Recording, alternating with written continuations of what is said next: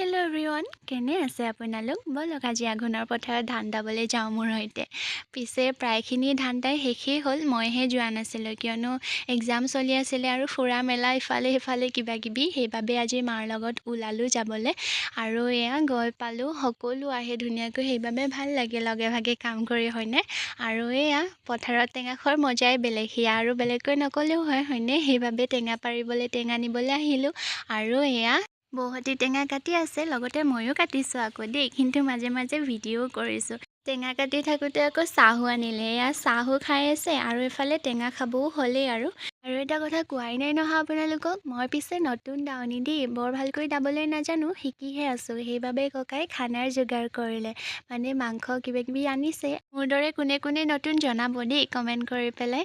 আৰু ধুনীয়াকৈ খানা ৰেডিও হৈ গ'ল আৰু আমি এতিয়া খাই লওঁ দেই। বাৰু আজিলৈ আহিছোঁ, বাই।